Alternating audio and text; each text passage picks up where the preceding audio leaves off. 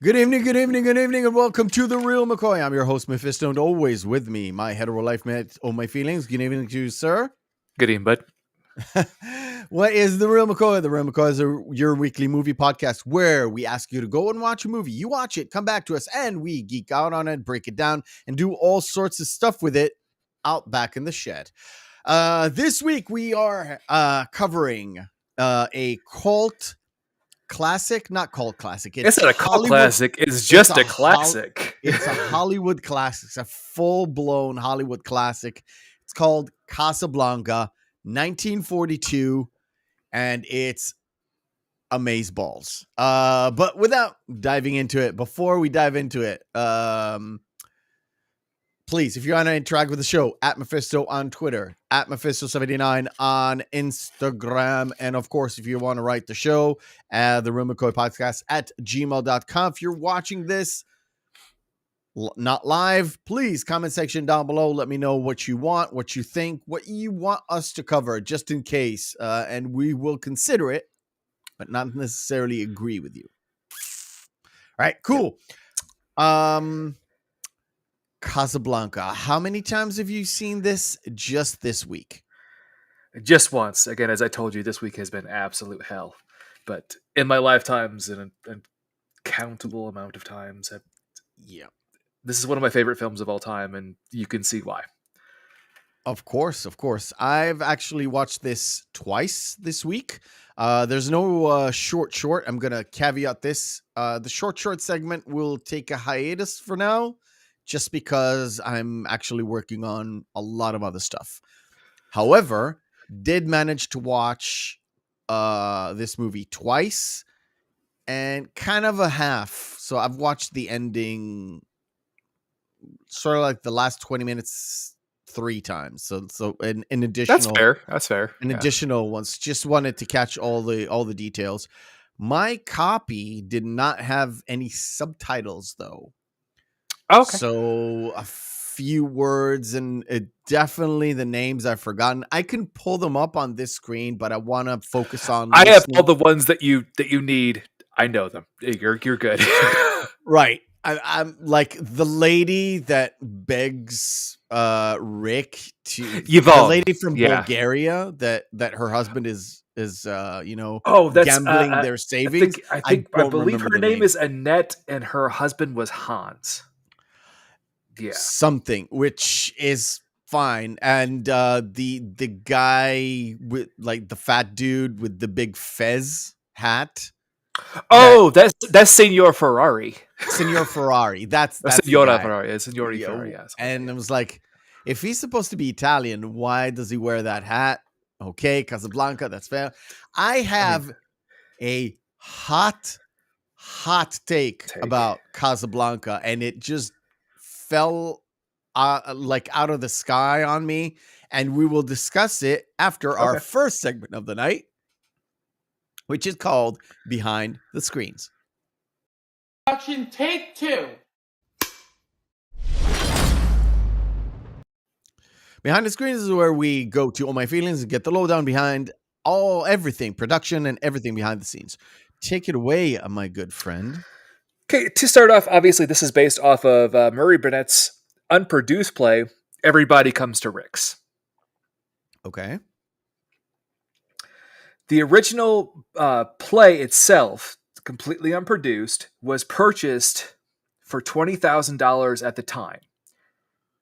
It's around $450,000 or so. Yeah, that's a hefty. And it's the most money paid for an unproduced play of all time. Still? Yeah. All right. Cool. Yeah. Cool. Go on. So, it was renamed Casablanca as an imitation and homage to the film Algiers. Okay. And had some very, very good subtle references to Algiers. Most notably, the thief, the one who comes up and warns all the rich patrons. Yeah. Oh, okay. But what's funny is Algiers, which is made in 1938, was actually in itself an imitation of Pepe le Moko, which was a French film.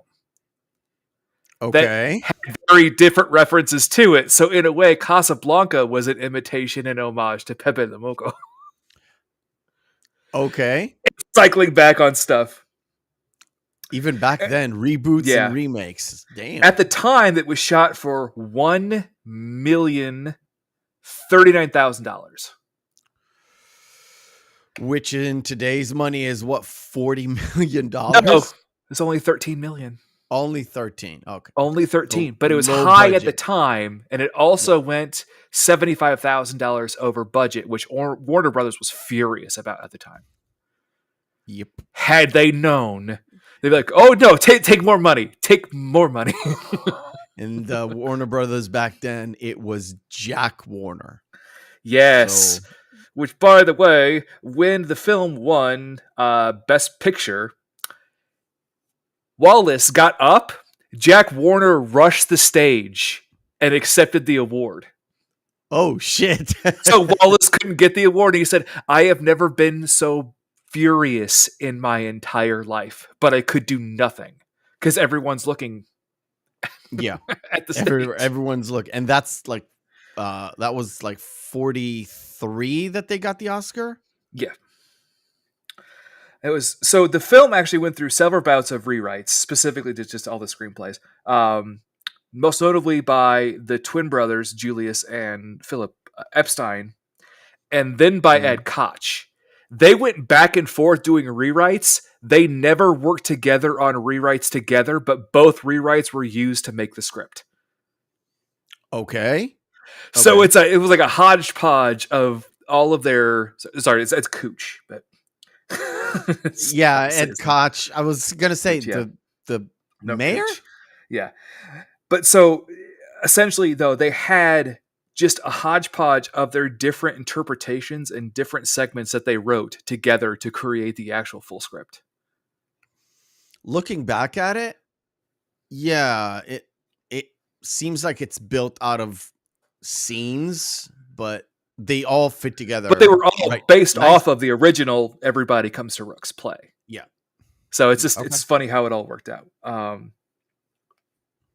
Ingrid Bergman was actually 2 inches taller than Humphrey Bogart.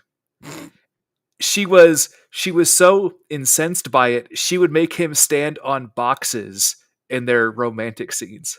She was incensed? Yeah. Okay. She was a taller lady. Did not like that. She is a Norwegian goddess, and he's a Italian 5'8". Just whatever. We're gonna talk about Bogart. I love Bogart. You can talk about Bogart. You can talk about anything tonight, dude. Yeah. After what we just went through for about the last 20 minutes, you could talk about anything, dude. I just love it. Love it that we can actually sit down and talk tonight. That's all I want. So Dooley Wilson, who plays Sam, was a drummer. Okay. Every single piano scene that he's playing, he's just faking it. Yeah, I caught that. I caught that. Yeah. I was gonna ask if it's like he seems like he was just doing this. That's what he's doing. Not even doing this. He's doing this.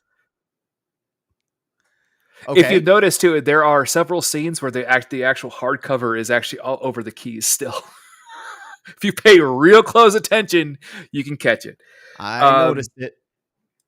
So Wallace actually considered dubbing over Dooley Wilson's voice in several of the songs because he didn't know if it was actually going to fit the quite theme. Most specifically for the most famous scene of Dooley Wilson singing ever, so him singing as time goes by to Ilsa. But he went ahead and decided to keep it after several other producers were like, "No, we're keeping that." Okay, cool. Wallace had some issues. We'll discuss. God, I love that song.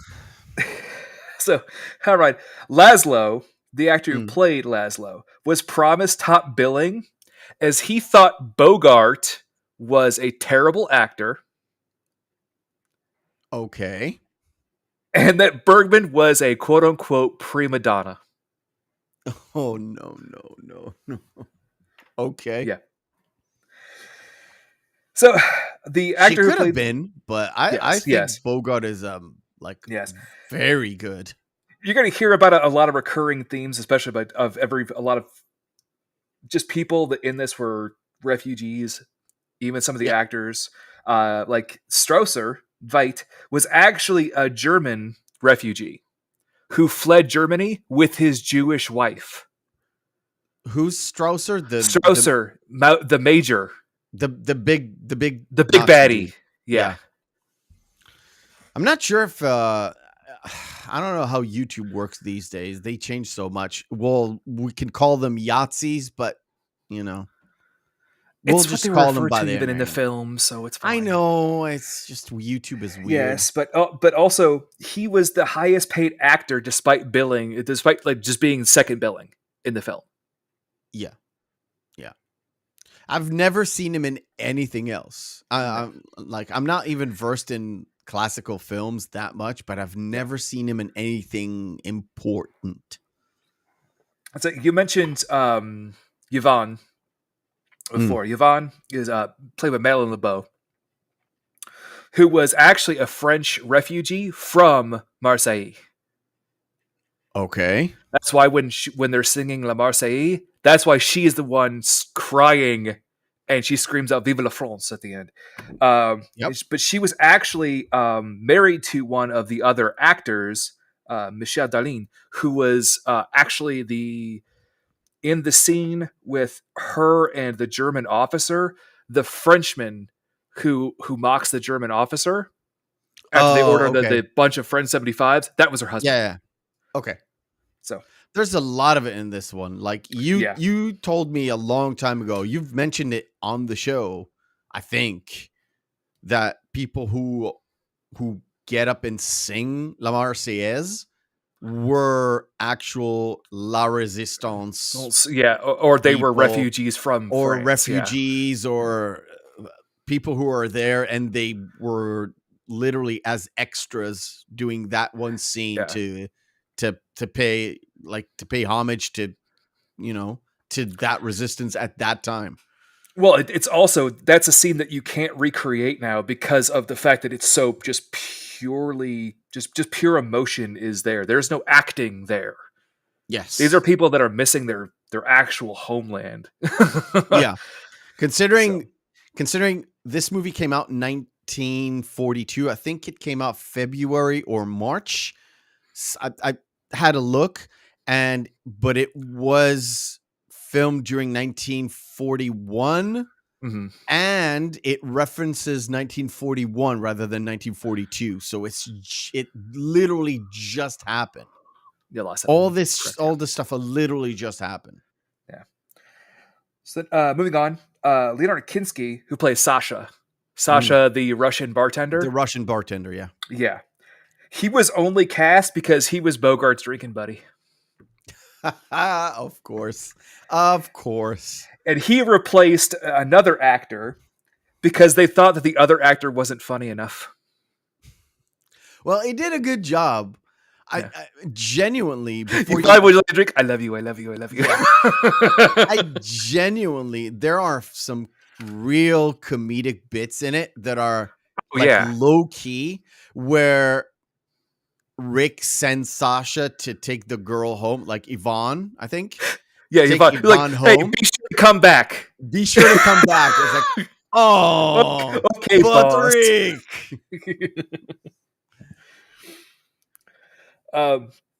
Bogart's actual line, here's looking at you, kid, was actually never in the original screenplay or the original play itself.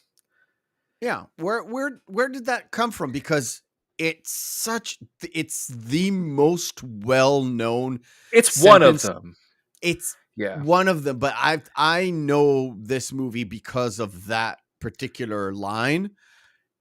And it was stated 4 times in the film. I completely forgot. It comes up more than once. I thought it was like once or twice. It comes up 4 times. You said 4.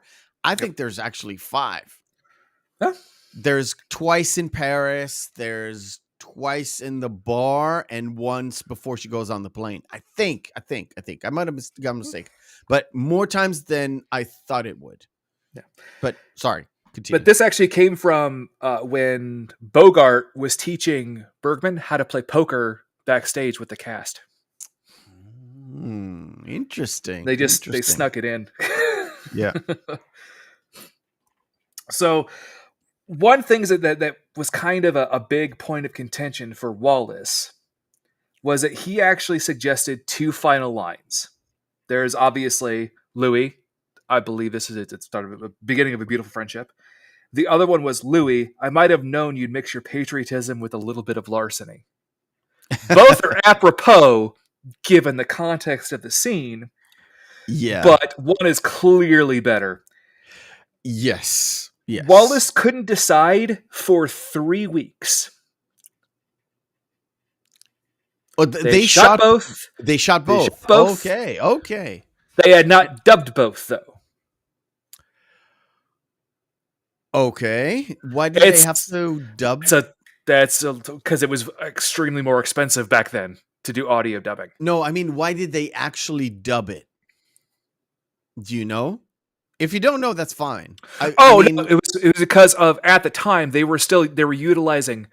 We're gonna get to the final scene at a certain point in time because they use a prop plane at certain points, but at that point in time they had a real plane and the engines were so loud they had to use audio dubbing. Wait a minute, they were on set on location for that one? It looked like a set. It is a set, but they had a live plane in the background to have the noise. Okay, yeah, it's a whole thing. We're gonna get to that scene because there's actually at one point in time where they use little people and a cardboard cutout of a plane mixed with the fog in order to get one of their establishing shots. True story. Okay. Yes. Okay. But after 3 weeks of deciding, they brought Bogart back in for 3 weeks after shooting had wrapped for him to dub the actual line. The final line of the film. Yeah. Wherein today they can just ADR and just be done with it with 5 minutes. Yeah, it's a whole thing. The whole thing.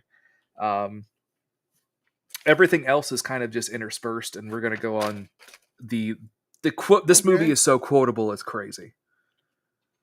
Just a minute. I'm just writing something to Mrs. Meff.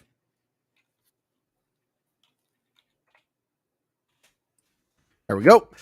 Okay, cool. So here comes my hot take of the week.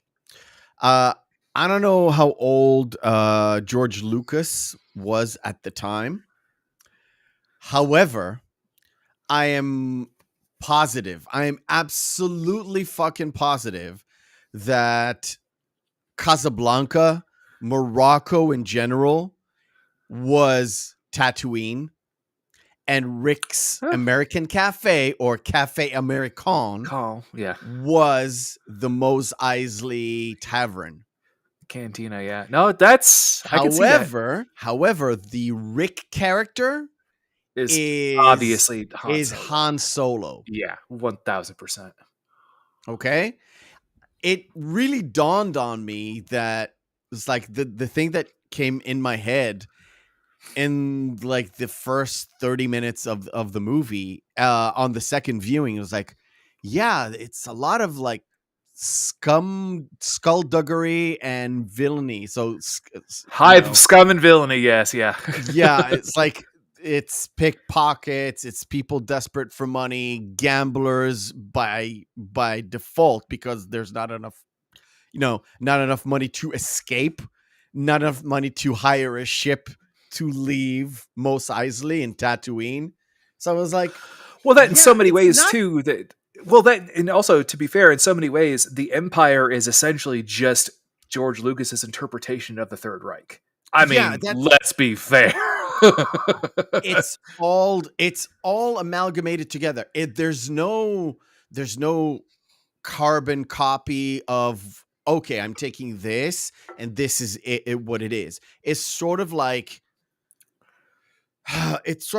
oh, this kind of fits with the same idea, the setting, the time, the place, not necessarily the thing. So Rick is not actually Han Solo. He's not the one that is piloting the plane to take them to Lisbon, right? Correct. But Yeah. he's the facilitator of this. And some of the lines there really reminded me of the conversation between Han Solo and Obi-Wan at the very beginning. And it was like, oh, Well, this is and also- and it's such an inspiration. This movie is such an inspiration Mhm. to a lot of people, a lot of filmmakers that came over and really did something in the 60s and 70s. And Well, and to be fair, could you also just think of, you could replace Han and Leia with Rick and Ilsa, and they're like, "I love you, I know." yes. Well, perfectly apropos. Yes. And it was like, yeah, there are snippets in it, and it really reminds me of that kind of setting it's like a tavern in the desert, this lonely town. Everybody gets to it somehow, even though it's far away from the. And also, if you want to think about it, technically, Rick at the end, he shot first. Rick shot first. Yeah, I know it kind of ruins it, but this is where my mind went, and it's no, it's fine. No, that's a fair just assumption to make. Yeah. To be completely fair, it just makes Casablanca a way better film because for you, yeah, definitely, yeah. That's another kind of line of inspiration where maybe it's just a dumb fucking theory by a dumb fucking man. However, I bet you George Lucas saw this at least once or twice. at least. All right, cool. Let's begin, shall we? Right into it. So yeah. It kind of starts with just telling us the story, right? Telling us how the refugees were essentially fleeing, and their direct route, if they couldn't get directly to Lisbon, the route that they had to take. And you have to love the fact that they mentioned Marseille directly in that route. Yes, I know. And it was perfect. Like, yes, it does. It does everything that it needs to do for the time, especially because it's made during wartime. I bet you it was also made before, I think it's before the US even entered the war. Because in the movie, they are talking about 1941. I think they mention it just once. They mention 1941 rather than 1942. Yeah. And they don't mention the fact that America is in the war. They don't mention because they didn't mention Pearl Harbor, and everyone trying to escape to America also would be like, well, actually, America's now in the war, so yeah, exactly. Ooh, there we go. Special appearance by Mrs. Meff. Mrs. Meff. You want a big cup of tea? You got a big cup of tea? Yeah, I know. I wanted a big cup of tea. Thank you. Thank you. See, that was quick. Cool. So yeah, America wasn't in the war, so at least not in the movie itself. So it was a little bit weird but it does give you like the openings, not the opening scene. Once the intro kind of over, it starts to layer all the stuff that you need to know to understand what story they're trying to tell you. And the basic story is this: there are loads of people who want to escape via Casablanca to Lisbon, and from Lisbon take the boat to the United States. You've been told that there are two German couriers, I think their references. And yes, they were couriers. So they basically had the transit passes that people would need in order to get on the plane. Yeah, and actually, you're absolutely right, Meph. It was December 7th, 1941. So yeah, this was before they were filming this before the war. They were filming the U.S. were in the war. Yeah. Which even makes even more sense why it was so popular in 1942, because nationalistic fervor was so huge in the States at that time, because this is also another incident of the United States being attacked by a foreign power, but this is really the first time that it was a surprise attack outside of, the beginning of the War of 1812. So it's big deal, big deal. It was a big deal because up till then, I think FDR was like, I'm going by Woodrow Wilson's doctrine of I don't interfere. Well, there was a giant pact of non-aggression, and for the fact that when the film was released, it was banned in Ireland because they still had a pact of non-aggression because Vichy France and the Germans were viewed in a harsh light. Vichy. That's the only French I know. Vichy. It's the Vichy government. Anyway, it's the same government that kind of controls Morocco. They don't mention Morocco. They say Free France, and I was like, it's Morocco. Well, and also you have Renault dumping the bottle of Vichy water into the trash at the end. Well, as sort of a La Resistance type deal, and the change in his character, which was a very big 180, which we'll discuss coming up. But yeah, so we have the discussion of the refugee routes, and then just the overall just basically shots and establishing shots of how desperate all of the refugees are to get to Lisbon to escape to America. Yeah, and of course, we also get introduced to where everybody goes, where everybody knows your name, right? Yeah. Café American. We do have, and before that, we do have the shot of Strausser's plane arriving, which Strausser's plane arriving was one of the only shots that wasn't shot on a soundstage or utilizing a background. They actually that was shot at Van Nuys Airport. Oh, okay. Yeah. Cool. That's why I thought the last one was shot in the same place, but with like big lighting and everything. Okay. Yeah, it's weird. And of course, when we get introduced to Rick's bar, first of all, it's like you get a little bit of, it's like snippets of information because you don't get information dumps. You get like snippets of information. It's like people want to meet Rick through the maitre d'. Or people are asking if well, can I have a drink with Rick? Well, Rick never drinks with a patron. Yeah. No. And that kind of establishes the same, the sort of rules of engagement with Rick. Yeah. And they have just even subtle setup lines too on all of the different characters. Like one of the maitre d's is, it's the Professor Carl, who by the way is fantastic. He's the older gentleman with the white hair. Mm-hmm. With one of the guys saying, well, in Amsterdam, we led the second largest bank, and what does he say back to him? Yeah. Well, the leader of the first national bank in Amsterdam is working as a pastry chef right now, and his son is a busboy. Yeah, and that kind of tells you the power dynamics of Rick, where Rick is literally he is the man that everybody goes to. Even and it also has even Ferrari, the sort of like the wheeler and dealer of the owner of the Blue Parrot. Yeah. Mm-hmm. He is very, very aware of the awesome power that Rick kind of represents in terms of he is so neutral. He can do business with everybody. Which means like the money just flows in from everybody. And that means you can do comps, you can do this, you can, swipe left and make sure everybody wins later on, of course.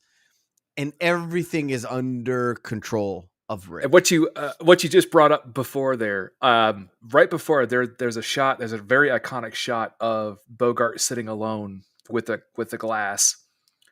And it's repeated later on when Bogart is thinking about Ilsa.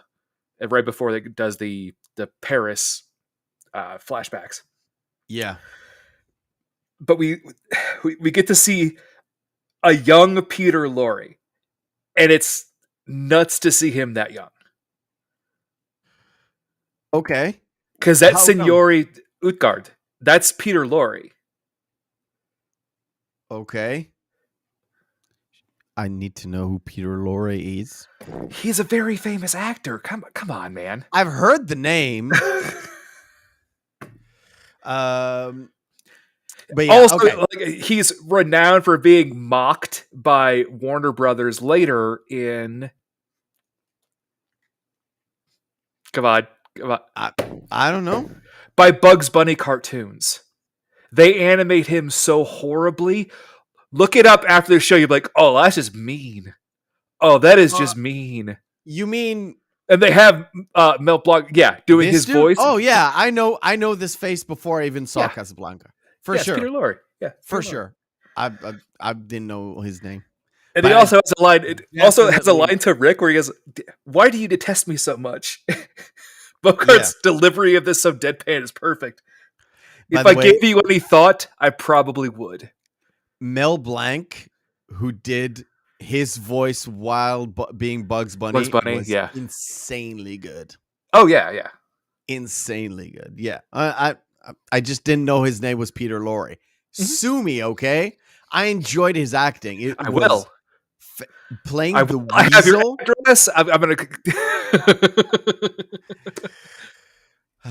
Thank you, Biffer. Peter Lorre Yes. is Mr. Motto. Yep. I don't know. Okay. Let me do something because my computer seems to not mash together the file and there we go. I need to open it in something else. There we go. Yeah. There we go. Hold that. It's all technical difficulties. So in today. the interim, we have basically the setup where Utgar is giving the transit passes Yeah, he gives it to Rick for to Rick safekeeping. because he goes, "I know that you hate me, and that's the reason that I can trust you." Yeah, and it seems to me that it's sort of like something that you could hear today, right? Yeah. And it's so timeless, the fact that we're not friends. And because we're not friends, I can trust you with something very confident because we're all business here. There's no friendship, there's nothing that could get in the way. Just a shot on Mr. Ferrari, who is, by the way, the thing, and this is throughout the movie, it seems like there's no kind of spy game going on, right?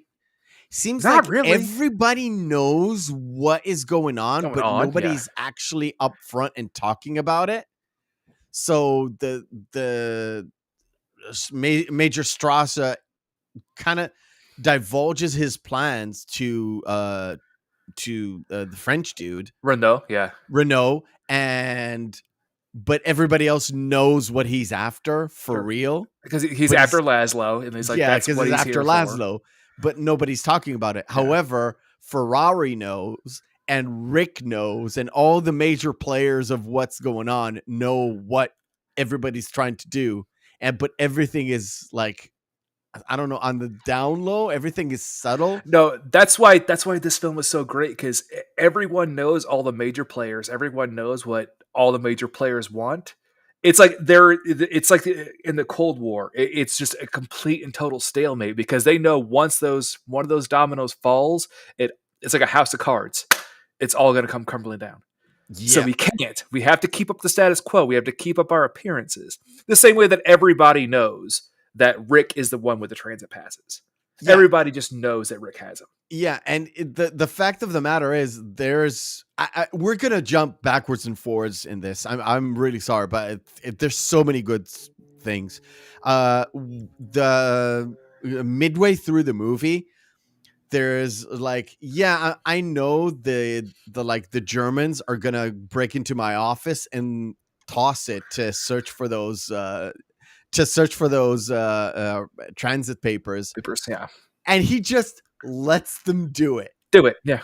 He just leaves. He's just not there. He's like, there's nothing I can do to stop him. So yeah. And when he confronts Renault at the end, was like, I knew that we were gonna try and get it. That's why I didn't leave them there. He said, like, obviously. Where did you have them? Always on my person. Yeah, always here. Yep. And I don't think Renault actually believed him until he like pulled them out. Because I don't. he did ask him too later. He asked him, "So where did you have them the first time, Salem?" It's like, "Oh, it was right underneath Sam's piano." And he goes, "Yeah, no wonder I didn't look there. I'm not a musician." Yeah. It was like, you probably did, and they were on Rick at the whole time, the whole time. But so, get back to where we were. That we have Ferrari coming in and buying the club, which has its own little subplot where Ferrari was essentially just another player in the town. He's the owner of the Blue Parrot. Mm-hmm. He wants to own Rick's club. He offers Sam money, and he goes like, "It's Sam. It sounds like he's going to offer even more money, boss. I don't have time to spend the money I make here."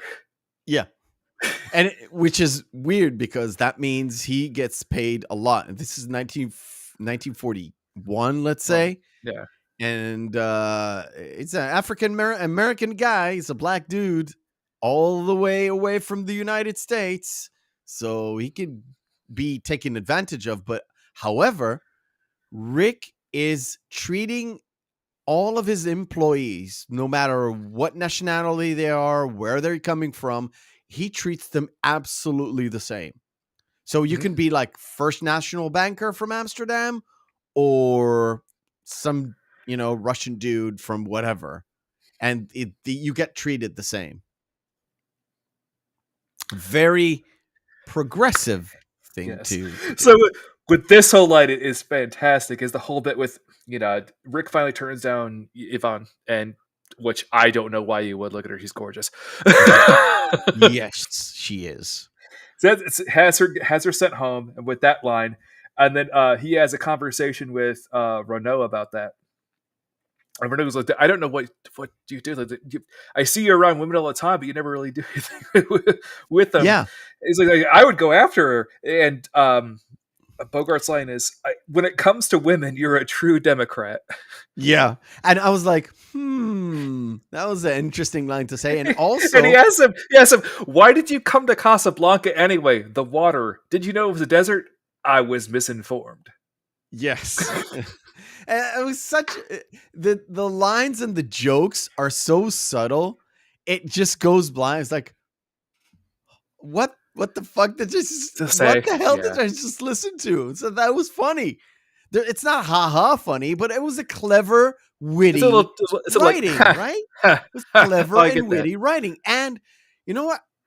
What I was blown away. This movie, although it is short, but it's not, high pace. There's always stuff happening, but it's not today's high pace. It's very slow compared to today's movies, right? Even drama movies. This was a very well thought out watch, and it went by very fast. Mm-hmm. And it still holds up. Most of the lines still hold up.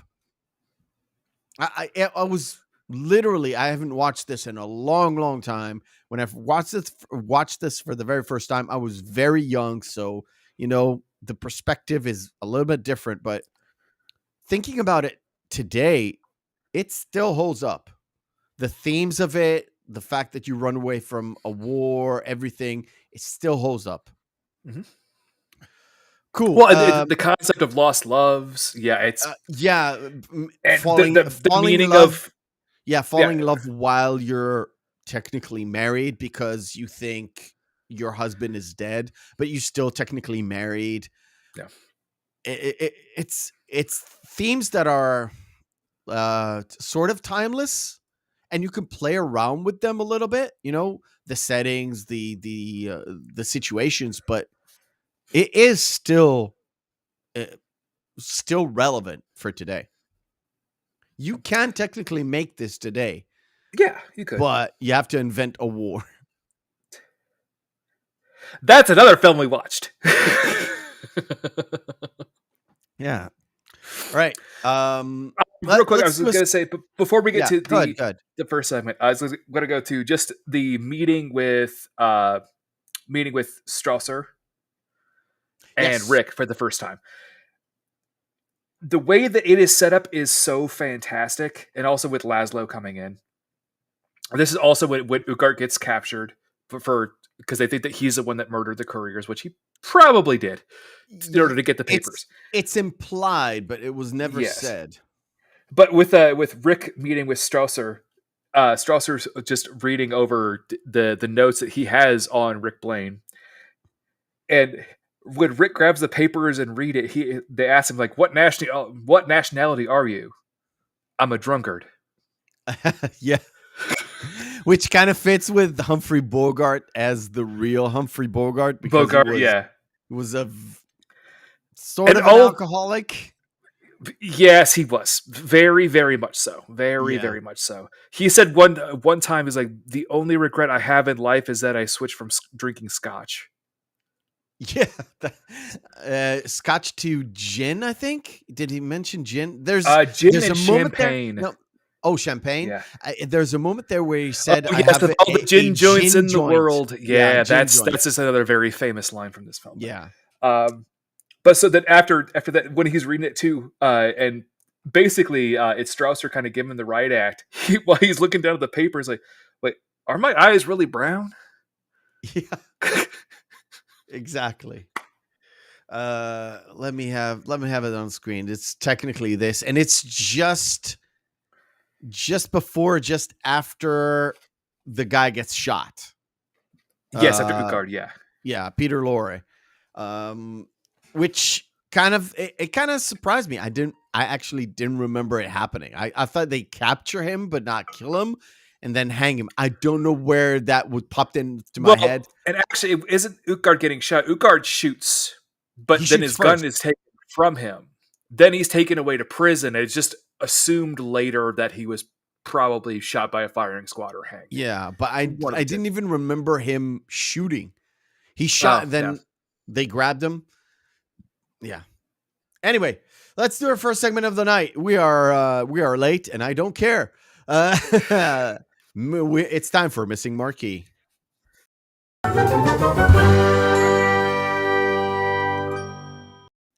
Missing Marquee for the uninitiated is we take 10 posters, have their text written off, display them in All My Feelings, and you out there in the chat will guess which movie this is. Possible lightning round? We'll see. Can you see the screen? Yeah, Gangs of New York. Gangs of New York, correct. Is it Out of Time? Not Out of Time, but the concept is yes, Out of Time. Yes. Oh, God. It's not Limitless. That was the really terrible one. The reverse of it? Out of Time. Time Out of? No. When you arrive, you're to catch the train. On time? In time. In time. Okay. Is that just Resident Evil 1? Yeah. Resident Evil, correct. The dress. Shazam. Suicide Squad. Oh no. Carpenter. Jamie Lee Curtis. Yes, yeah. Paul, I didn't notice you, Paul. Sorry. You were correct, though. It had a recent remake. I think they made a remake of this 2000. Is that just Ghost Ship? 10? No, not Ghost Ship. No. If there's a ship in the ocean and there's trouble, there's a lighthouse. It's not The Mist. It's not The Mist. It's not In Time either. It's close to The Mist. It's a little bit thicker than The Mist. Yes. The Fog? Yeah. The Fog is correct. Wow. Is it The Proposal? The Proposal. At World's End. At World's End. The Wrestler. Fantastic movie. I love it. The movie we keep referencing. We just talked about it every single week. Oh, God. Something Things, and I keep forgetting the name of it. Ugh. It is Something Things. Things, yes. You You make my heart sing. Wild Things. Duh. You make everything Wow. groovy. Wild Thing. You know, I don't think love I've actually ever seen the original The Fog. So that's just Really? I don't think I ever have. Is our October free for? Yeah, I think it is. So that'll Yep. have to be on the That list. might be on the list. Wild Yeah. Things. Yeah, dude. Paul's got it. Yeah, well, to be fair, Paul, and everybody else, Biffer and all the lurkers, the lag or the latency or the whatever, the difference between us and you guys is pretty big, and this segment is usually like we're out in like 3 minutes, so don't beat yourself Yep. up. Sorry about that. It's cool. There's nothing we could do. We used to multi-stream this on Twitch, and Twitch is a little bit better, but Twitch actually got it. Just like Twitch was a 1-for-1. It was Twitch was like 7 seconds, something like that. But we can't do that. So sorry. We'll stick with what we got. So we will continue with the movie itself. So we get introduced to Laszlo and Elsa, or Ilsa, actually, I think. They give us a little bit of information about them. They kind of tell us without telling us, just from interactions and conversations, who Laszlo is, where does he come from, what does he represent. He is from the resistance. He escaped the Nazi camps, not the death camps, but it's a working camp. It's a working camp, concentration camp, but not the kill the Jews camp. Not the very, very bad kind. Just not the very, very bad kind. And there is actually with the meeting that Rick has for the first time with Renault, Laszlo, and Ilsa, where he pays Laszlo the biggest compliment. It's like, we all try to do our best. And Bogart says, no, we all try, you succeed. Yeah, and it's like he just gave him a really big compliment. Yeah. Which, if you're neutral, is like, interesting. But I do love the fact that literally there are basically bad guys and good guys, and the bad guys are talking to the good guys, and like nothing happens. This is according with what I just said before with the segment where everybody kind of knows what's going on, but when they're interacting, at least in some portions of the movie, it's literally like a cordial, gentlemanly kind of conversation where you would expect them to be a little bit more hostile, right? You would think so, especially Laszlo. Yeah, especially Laszlo, and especially the Major Strasha, where it looks like, so on when they're apart, they really despise each other. Yeah. However, when they meet, it's super gentlemanly and super like highbrow and everything. And I was like, this is like a weird kind of a spy movie, right? In a way, yeah. Which is very, very weird. I will say one segment that we did kind of cross over just real quick. It's a small little aside, but it brings Renault's character. It adds some more depth to him. The bet that he had with Rick about Laszlo's appearance and how he was going to leave Casablanca. Oh, yeah. He did it in Rick's office or like upstairs apartment, basically. Mm-hmm. We glossed over. It's literally before Rick kind of meets the Major. Yeah. And so they all kind of split off in different little side conversations. A character named Berger comes up and shows exactly Laszlo his ring. Yeah, the ring is kind of a way to show him, I'm with the resistance. This is like, he's literally fake trying to sell him the ring in order to get money to leave. However, it's just a signal. we're going to have a meeting. We need to do this. We need to do that. We need to move the forces, and we need to get you the hell out of here and get you those papers. Because Laszlo thinks the resistance got him the papers. Only later he understands that the guy died before giving the resistance the papers he got from the couriers. Correct. That's the whole deal. And that's why Laszlo and Ilsa are actually stuck in Casablanca with the rest of the refugees.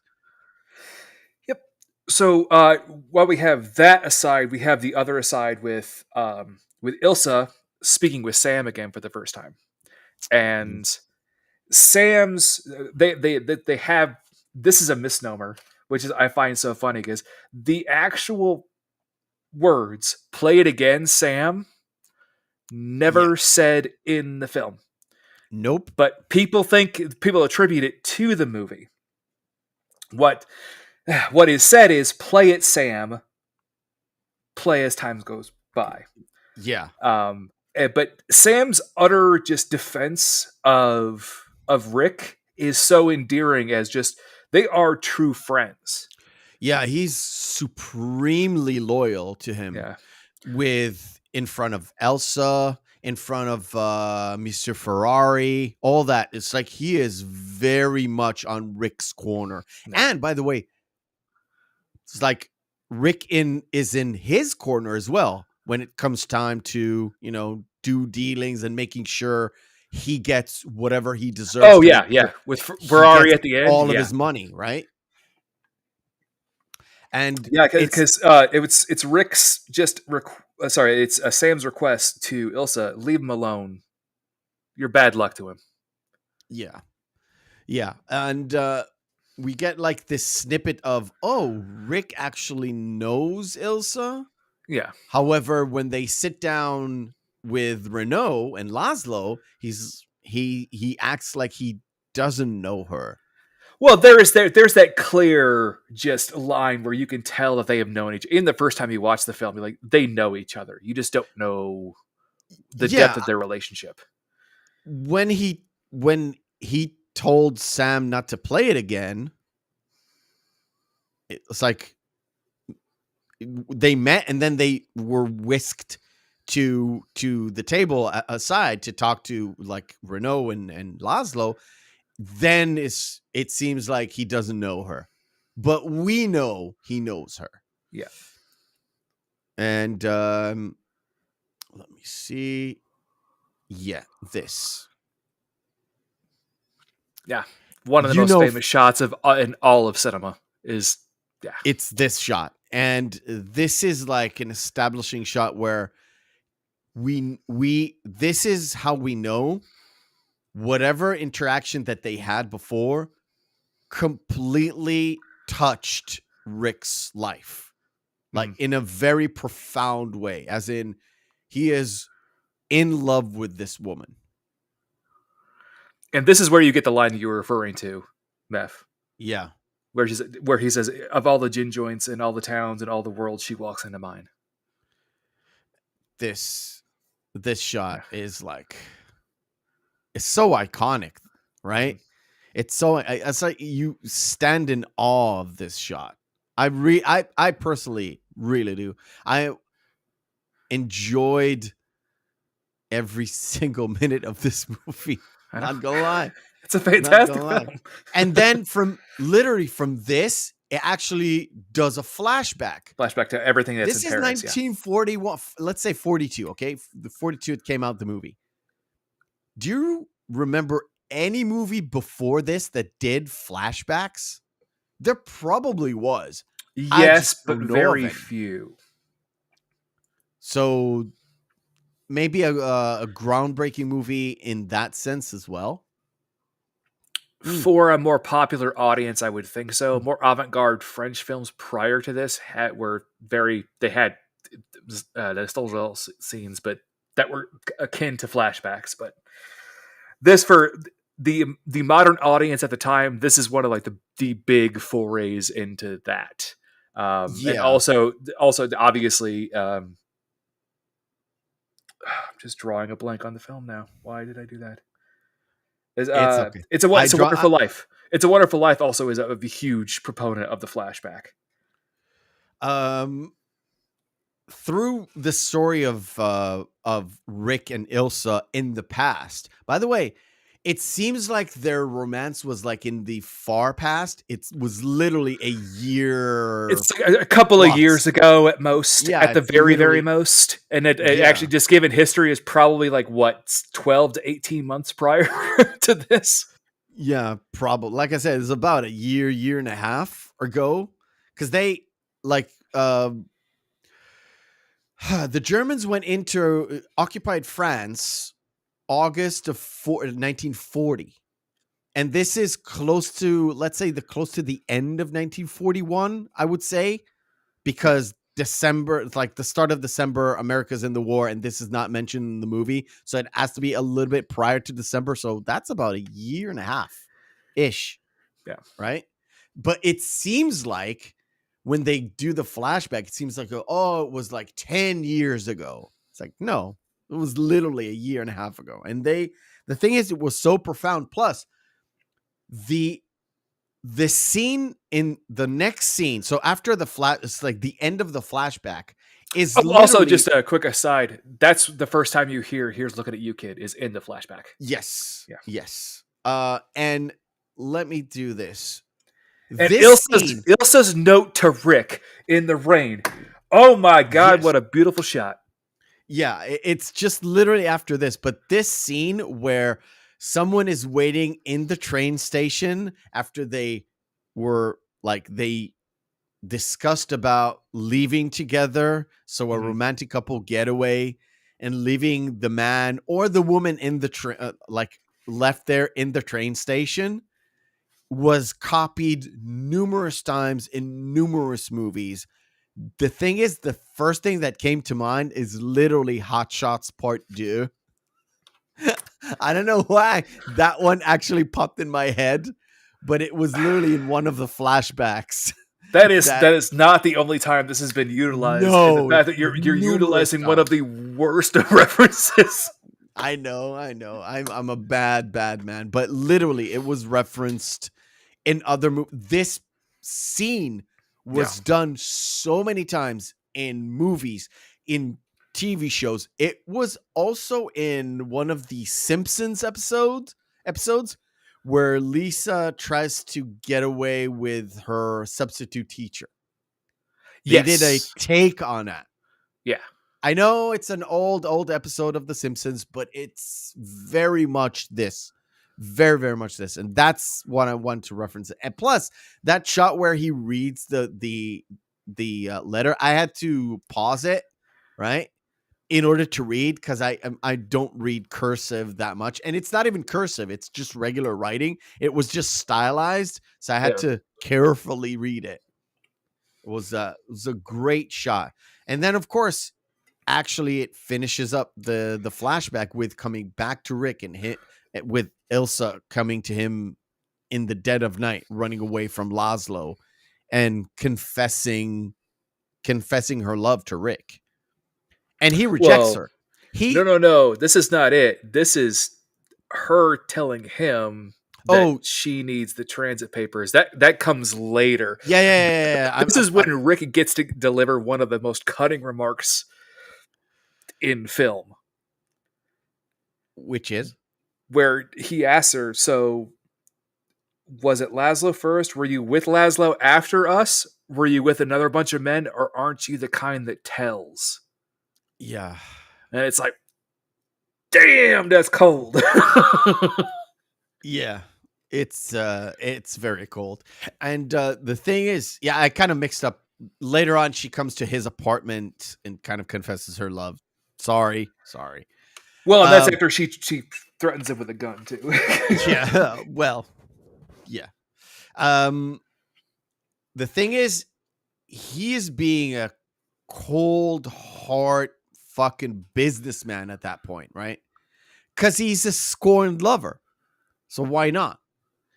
They also established the fact that he was in and around Africa and doing business, losing a lot, right? Until he actually comes to Casablanca. And he's like very jaded at this point. They kind of explain why he's so jaded. However, that heart is still ticking in his breastplate. Well, and the Yes, things I that he said did breastplate to again. well, and the things that he did in the interim as well, where he smuggled the arms for an Ethiopian resistance and also fought against the fascists in Spain. Like, oh, well, he's actually a really good guy. Yep. He's just really hurt. Yep. And that's Yep. it. That's Rick. And it kind of continues with Laszlo being summoned to Renault's office and talking to Major Strasser. And I didn't understand why they weren't arrested there and then, because it is occupied, but it isn't occupied. It technically isn't. It's still technically free Yeah. France. So technically he couldn't do that. Renault could. And how he's kissing up to Strasser, he wants to do that, but he doesn't want to pull the plug yet because, again, everything is running on this house of cards. You can't push one over, otherwise the whole thing's going to topple. Yeah, and it's sort of a subtle, I wouldn't say, is it a political kind of game that they play? Yes. Not really political as in like right left, sort of like let's call it office politics, where you're trying to move pieces around and not hurt the main thing. Where if Correct, well, yeah. House of Cards, I guess, but I don't know. We'll move on because my thought was not there.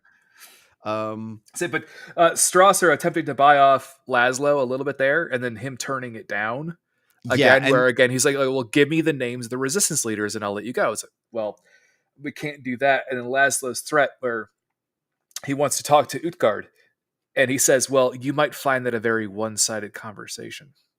Yeah, because that's where they imply Utgard's dead. that he's dead. Not imply.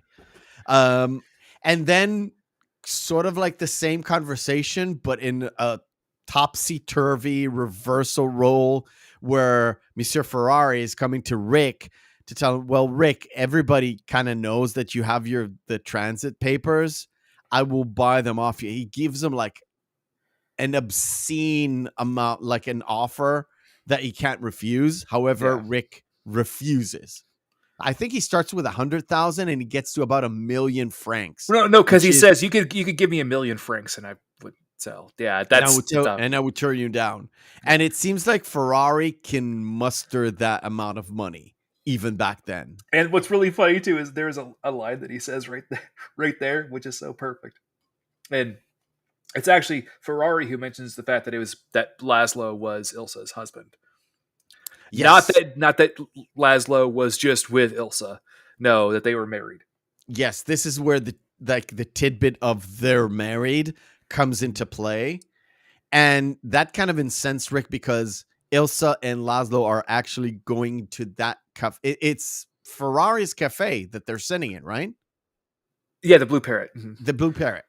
Because Ferrari inevitably ends up offering them one transit pass, and that's all he can afford to give out at that time. Otherwise, he'd end up getting caught for having more than one transit pass.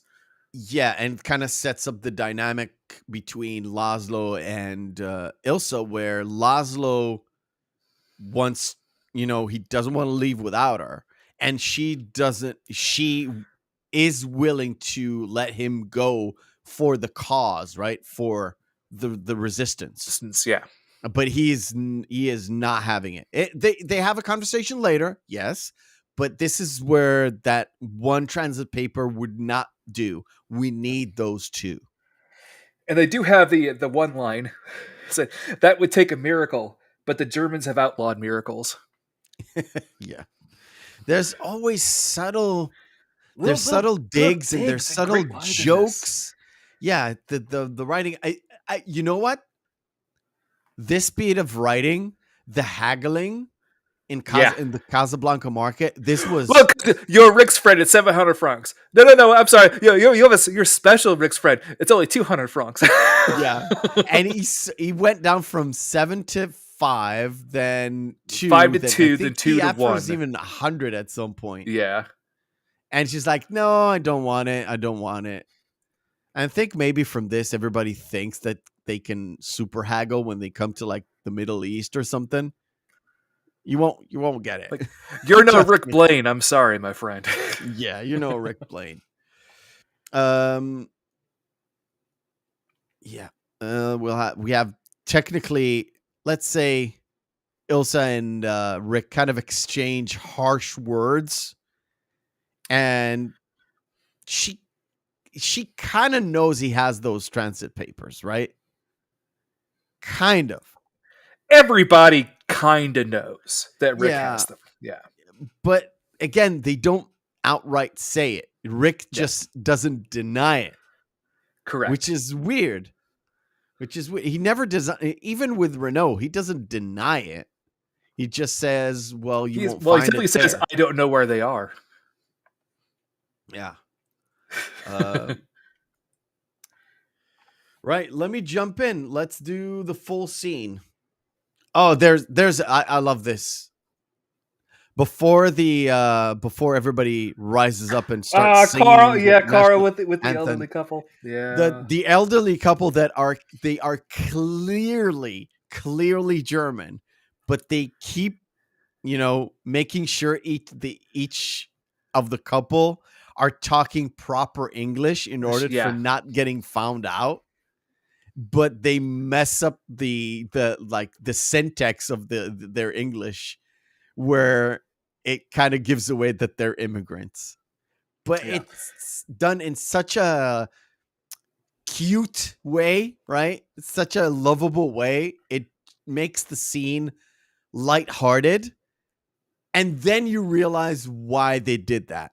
Yeah. Because they set you up for a gut punch, which is very much so. I was going to say just before that too was a very fun scene with Yvonne coming back with the German officer, and her going like French 75s. Yeah, and as you used to bartend, you know how great of a cocktail a French 75 is. That was just like chef's kiss. And also the fact that Renault kind of points out, I don't remember to whom. It points out maybe to Rick that, Yvonne comes back because she's working another angle to get another transit pass to get the fuck out of there. And we both, I think, were like, yeah, what else would she do? She's a young woman. Yeah. She wants to get out of there. She would work her womanly wiles to get the fuck out of there. Right? Yeah. And nobody blames her. Nobody blames her. Then we have the big one with the Bulgarian refugee. The Bulgarian refugee, yeah. Which is so funny because Renault, in a way, is playing a mind game on several levels. Because if Rick admits to the couple that he has the transit passes, then Renault has Rick dead to rights. However, if Rick turns her down, Renault gets his special little fun time, which puts a very, very poor light on Renault. Yeah, Renault kind of implies both Yvonne and that Bulgarian woman would be in his boudoir. Yes. In order to try and convince Renault to give them a transit pass. Yeah. Which is, everything is implied. Nobody says the word romance or bedtime or come into my office. None of this is said. Everything is like very subtle. This is the stuff in this movie where they do not tell you, but they definitely imply happens. Oh, yeah. Yeah. You as a viewer, especially if you're a savvy viewer, especially if you're a viewer today and you know all the junk that is happening in the Western world, you fucking know what's going on. And it's very similar, especially in this shot. Yeah. Right. Oh, continue. No, but also her story reminds Rick in many ways, which reminds the audience, if you're savvy, of Ilsa's story in very, very many ways. So it's like that's pulling on his heartstrings just a little bit. Yes, but the fact that we know and Rick knows, but the Bulgarian lady does not know, No, yeah. which is odd because he says to her no, and then he goes to the back and actually helps her husband win at the table. Yeah, because he keeps on bet on 21. Yeah, it's like 21 or 22. It's like keep betting it. 21. And let it ride. Yeah, and he even looks. And even Carl, the professor, is saying, "Oh, you did such a good thing, boss." And they bring him to the bar. He's like, "Just shut the fuck up, man." Yeah. Downplay the sentimentality angle. Come on. That's the best shot I can do. It's literally just before he goes around that table, and there's he tells Hans, the dude sitting there, bet on 22, and the guy with the roulette is looking at Rick, and Rick gives him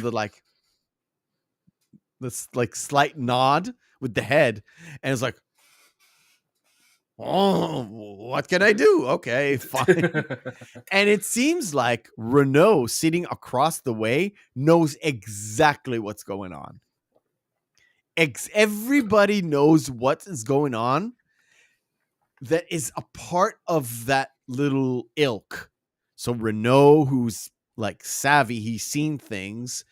All the employees know what's going on, and it seems like even the Bulgarian woman knows what's going on. The husband does not, because she caught on real quick as soon as he got up from the table with like $2,000 or whatever it was. Because he went to ask Rick, what's going on here. I said, ask your wife.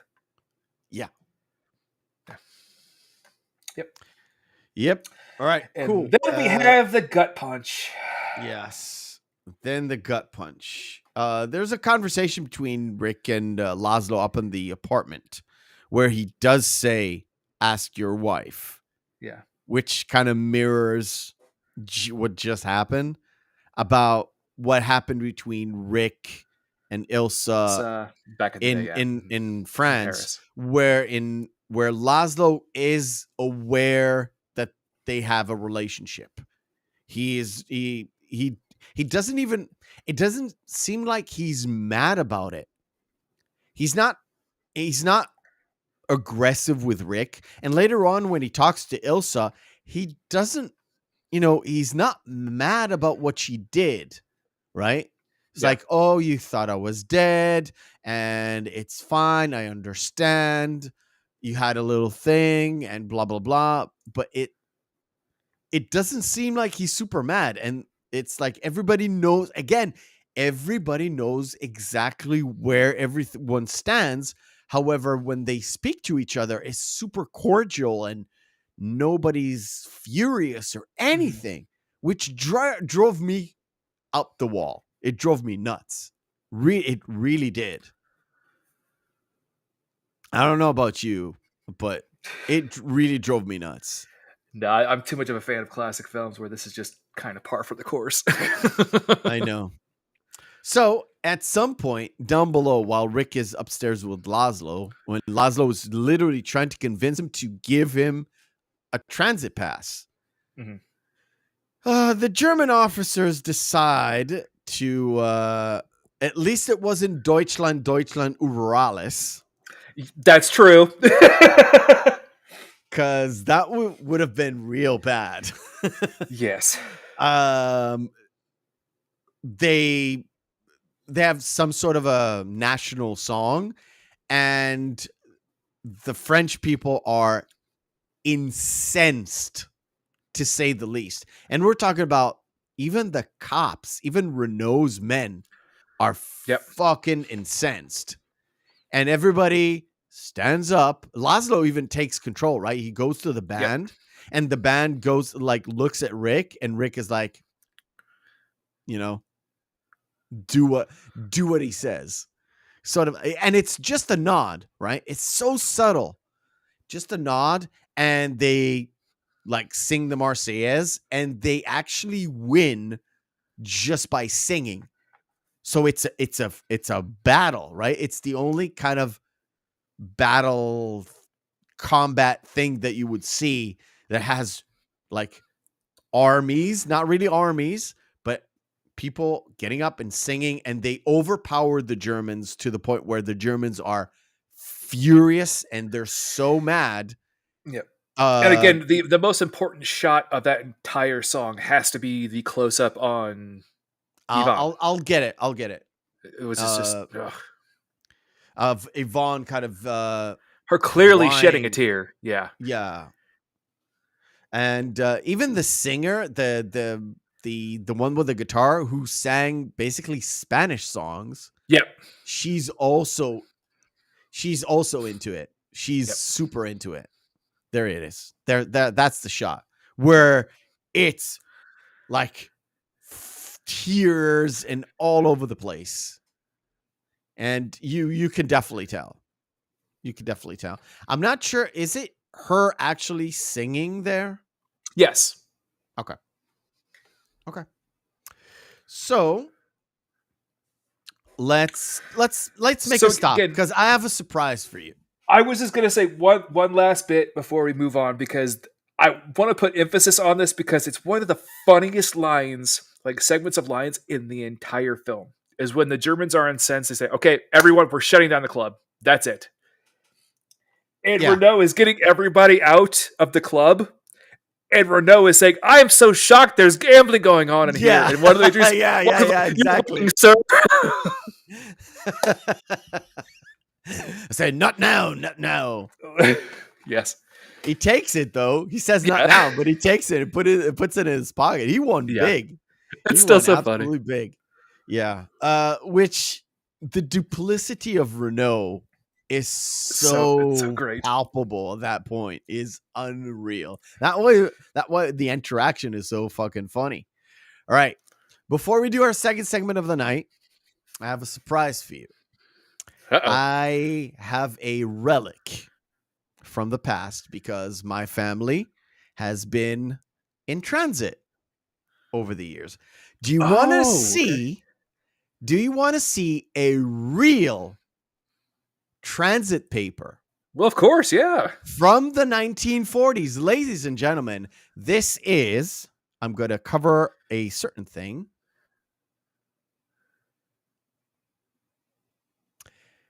It's backwards. Wow. It says Deutsche Reich Reichspass. That's crazy. And it says, and the number of it. I will open this for you. This is a temporary passport. Okay. I can dox my grandfather because this is from 1939. Wow. This is my Czechoslovakian grandfather. And this is a permit from Germany and Austria. I can show it. It's backwards. It says here Deutschland und Ausland, which is Austria. And yeah, you can see the dates. It's backwards again, like December 20th, 1939. Yeah, and my grandfather, you can see the by the way, the ring. Remember the ring? Yep. This is why. It's a Czechoslovakian cross. Mm-hmm. Technically, it's a Bohemian cross, but we'll leave that aside. The most interesting thing about this is my grandfather. Where is it? Now I can't find it. I know. I dropped this on you like a bomb, but it's okay. Love it. There is a stamp here because it's a passport. There are stamps of passage And this is literally falling apart in my hands.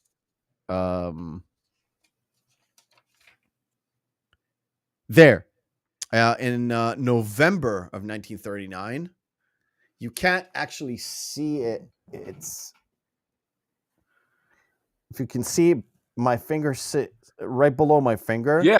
It's Paraguay. Oh, okay. So he didn't flee to Paraguay, but he was officially going to Paraguay and then coming back, by the way, where he didn't actually come back.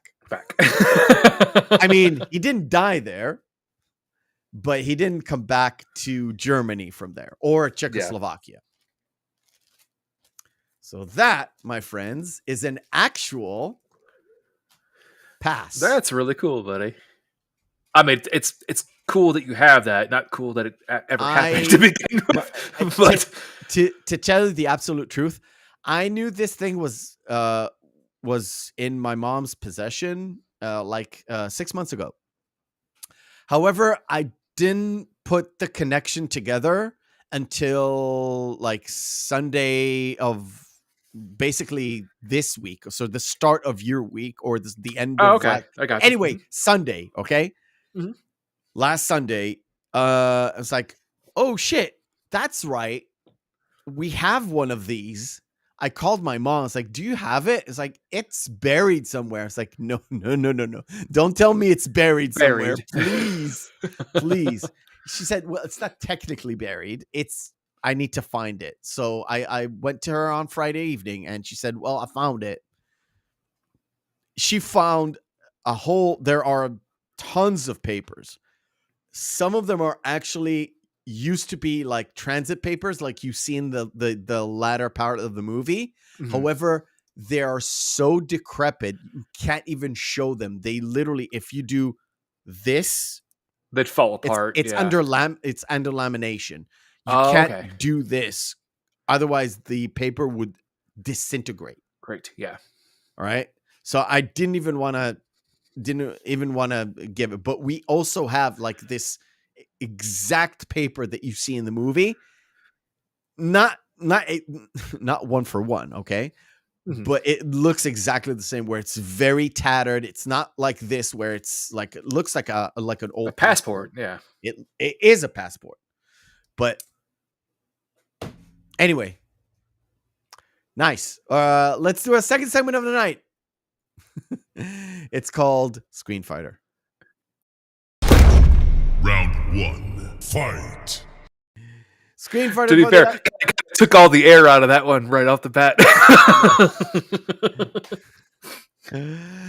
Screen Fighter for the uninitiated. Take two movies, pit them together to see which one is the best one. If there's no discernible difference between the two, both of them are good, both of them are bad, we fall into our criteria, which is Friday evening, Saturday evening, out with the boys, out with the girls, out with the significant other, not thinking about really bad shit, just enjoying a movie. We got two movies in a vacuum. Which one will we pop in?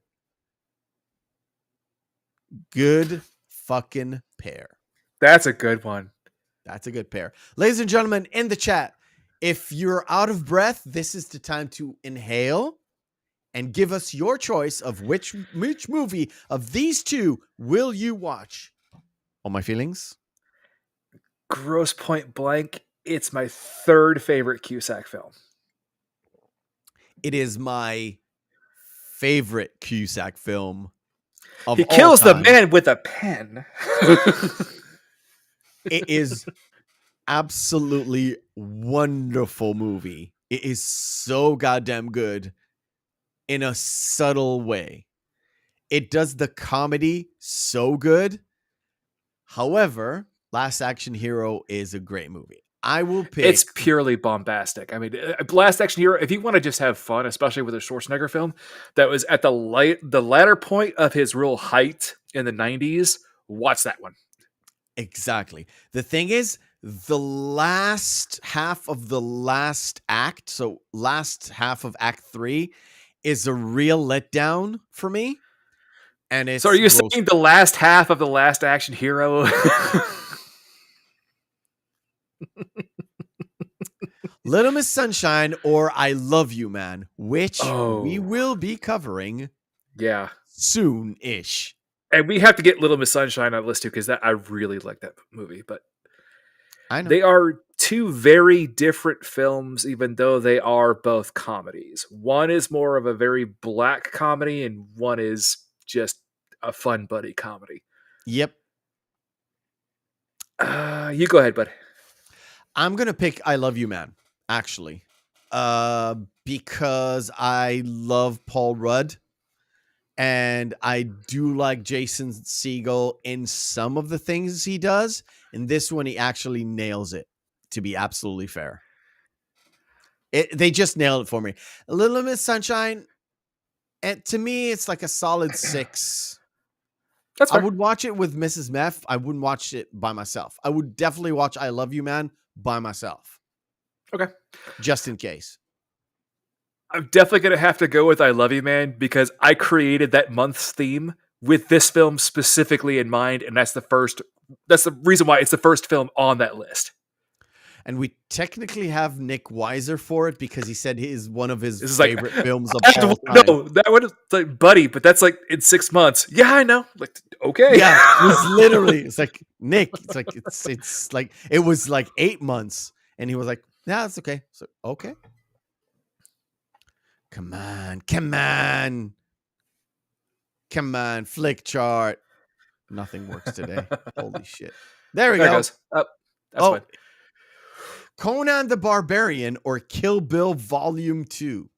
That is the worst looking painting of Arnold I've ever seen in my entire. By the way, they nailed the girl behind him. They actually, it looks. Oh yeah, it looks exactly like her. Yeah. I've never seen that post in neither of these posters. Actually, it's a much better Kill Bill poster, by the way, in my view, to the original. Which one? That actually is the segment for Kill Bill Volume 2 of all the characters in Volume 2. So there's one for Bill, there's one for Buck, there's one for Daryl Hannah's character whose name escapes me right now. Black Mamba? No, Black Mamba is her. She's the Black Mamba. Yeah. I don't remember her. Doesn't matter. Moving on. It's got to be Conan anyway. I mean, had it been Kill Bill Volume 1, then I would. There's an argument there. And number 2 is even worse than 1. I just don't like them. I'm sorry. Cube 0. That's like Cube 3, right? 3, yeah. Yeah.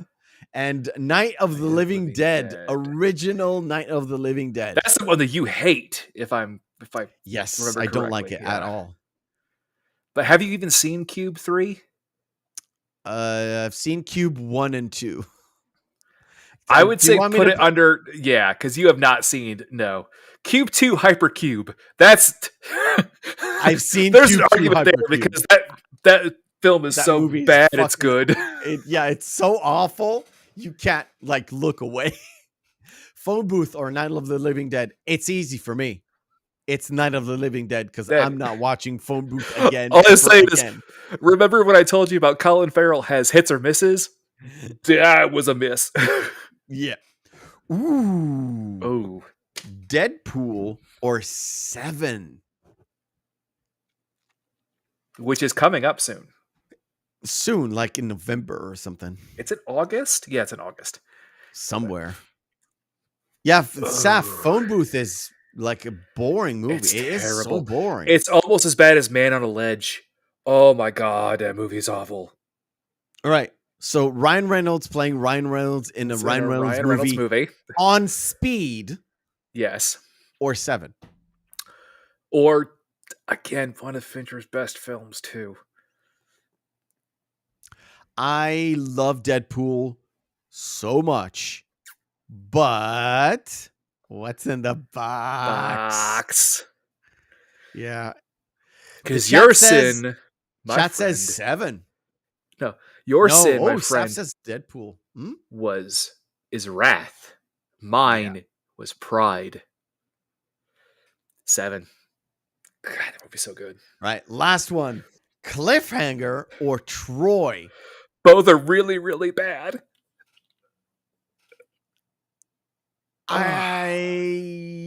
am going to choose Cliffhanger. Not because of Stallone, not because of anything else. Just pure John Lithgow. That's fair. I'm still going to have to go with Troy. I hate Troy so much. I'm such a fan of the Iliad that I'm just like... Me too. Me too. Saf says Troy. We have to count on the chat today because we're split down the middle. Diametrically Saf opposed says in this one. Troy. Ladies and gentlemen, please pick your winner. Troy or Cliffhanger. You're saying, oh God, please help me. Please yes. pick Troy. Have you seen the fake Thundercats trailer using Troy, using Brad Pitt as Lion-O? Yeah. Oh boy. Saf says Troy. It has to be Troy. God damn it. God damn it. But it is what it is, ladies and gentlemen. That's how things go. So with Cube on that, it should have went Q2 Hypercube and then Cube 3 Cube Harder. Not Cube 0. Yeah. I don't know what they were thinking. Again, it's the Cube movies. The fact that they made a second one was enough. Does the second one have Ice Cube in it? I think so. Right? Saf will tell us. Saf loves Ice Cube. Oh, it's with what's her face? Shake That Ass Woman. I think. I'll tell you in a bit. Please be more specific.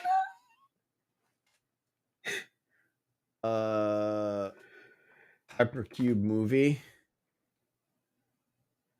Oh, first of all, it's definitely not with Ice Cube.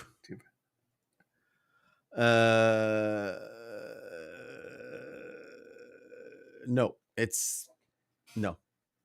Cube 2 Hypercube has nobody in it. Yeah. Never mind. I think the God, what was you're thinking of that one? I'm thinking about Anaconda. And well, they're two very different films. And the other film that you're thinking of that's kind of like Cube is that one that Jennifer Lopez was in that I can't remember the name of it. Yeah, Trap Room. No, that was a series that came out way later.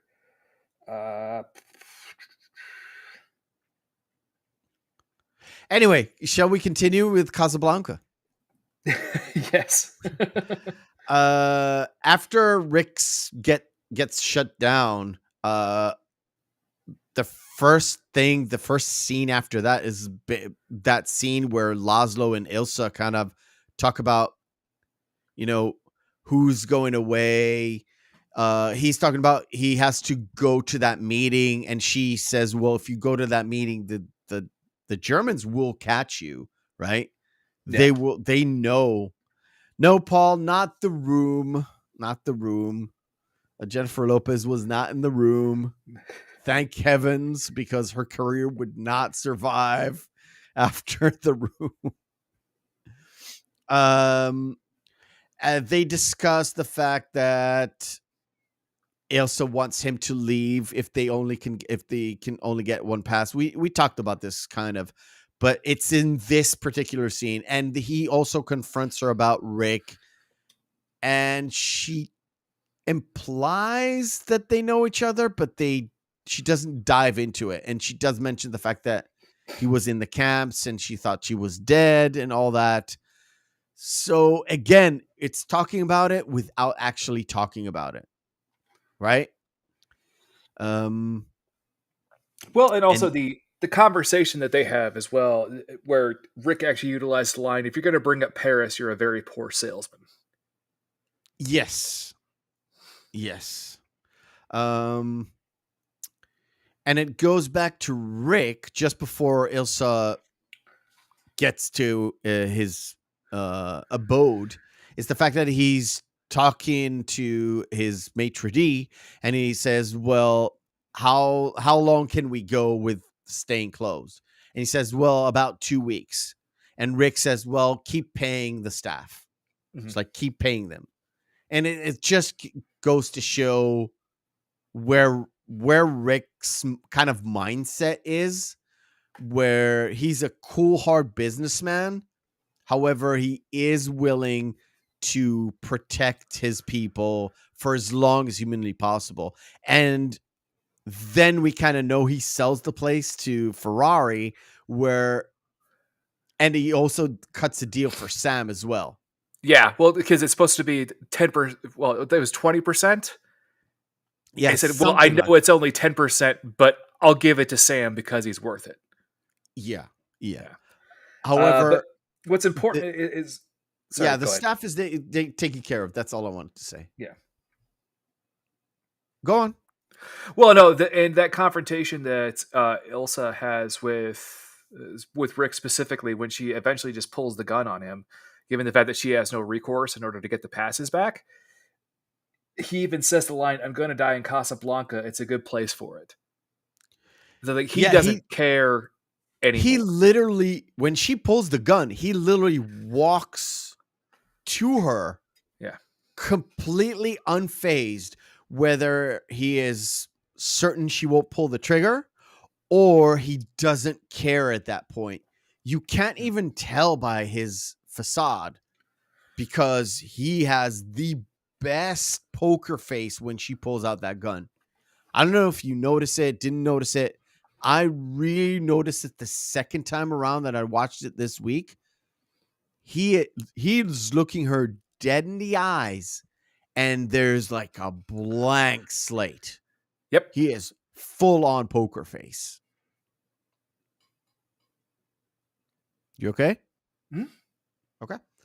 And then, because he's so deadpan, she breaks down and she confesses her love to him. I've always loved you. I've never, I thought Laszlo was dead. And when he came back, I didn't stop loving you and all that stuff. And when he turns around, he's still has that cold-hearted facade again, which is weird because we know he loves her very, very much. Yeah. Otherwise, he wouldn't have gone through all that rigmarole to make sure that they will. At this point, to me, I think Rick knows what he's going to do to make sure Ilsa and Laszlo are safe. Ilsa because he loves her, and Laszlo because he believes in the cause.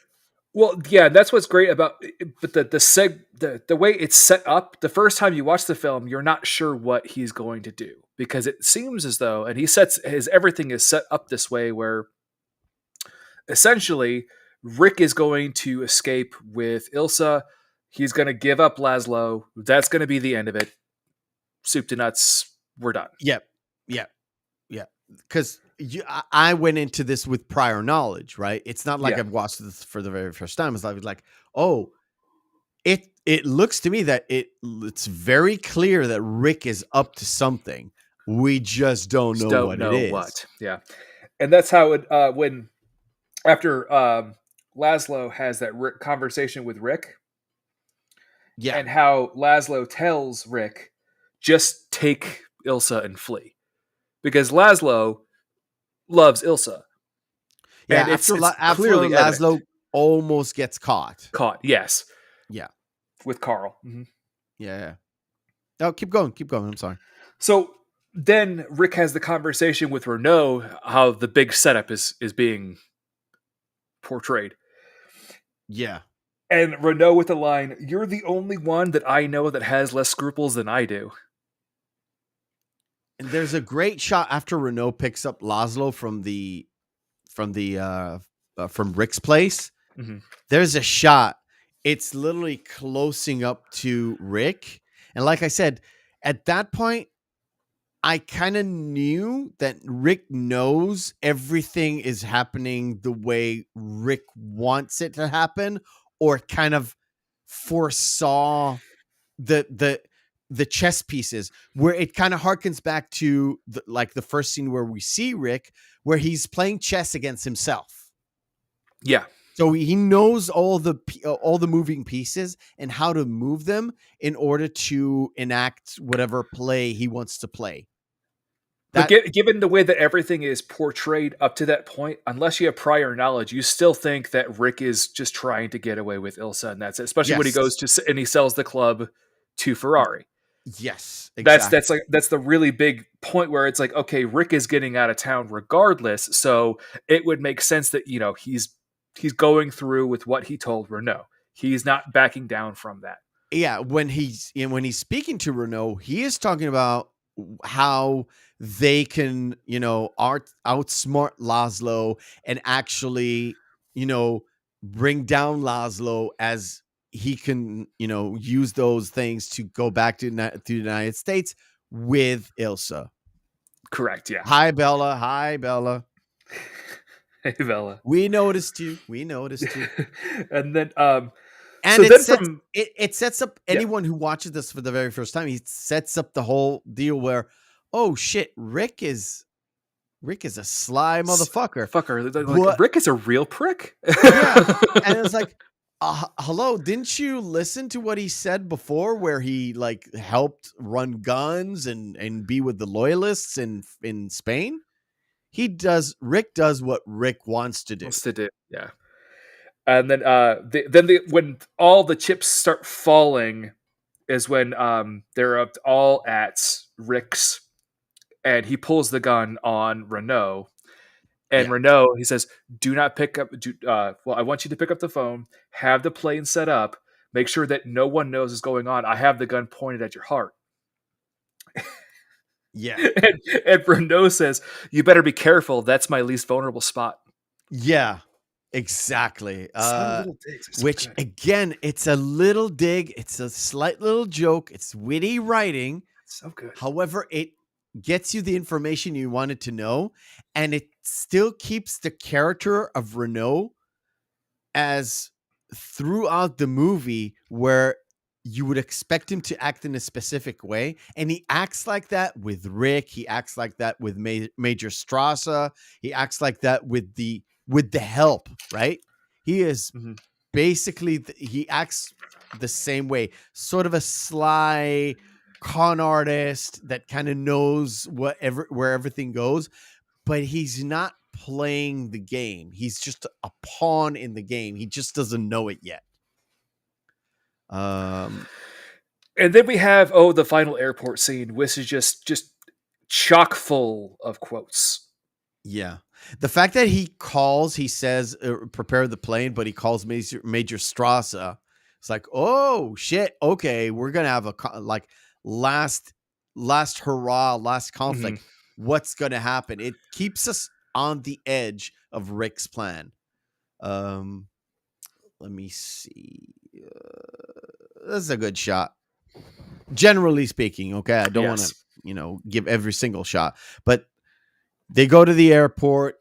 He kind of divulged the fact that they're going to go on the plane, and Ilsa is like, I want to stay with you, Rick. Right? Yep. And he gives her that line that I forgot. Should I just give out all the quotes, because I have them just all give prepped. all the quotes. You have to go with Laszlo, because maybe not today, maybe not tomorrow, but soon, for the rest of your life. You're gonna regret this. And then the rebuttals from Ilsa is always pulled back by Rick immediately shutting down and saying, we'll always have Paris. We'll always have Paris, where it's just, and to me, it literally transports me to the conversation between Harry and Sally while they were watching the thing. And if everything else is the way it is, it makes me love when Harry met Sally even more after rewatching this. Yes. And then after that, there's so much more. Very famous line from this. Here's you looking at you, kid. Well, he does say that, but this is the fourth time he finally says it. But Yeah, But she goes I'm on the not plane. good at She leaves being. with Yeah. she leaves with Laszlo, and Rick is there with This is still a line money. this is still a line that he has with Ilsa before she leaves. It's like, I'm not good at being noble, but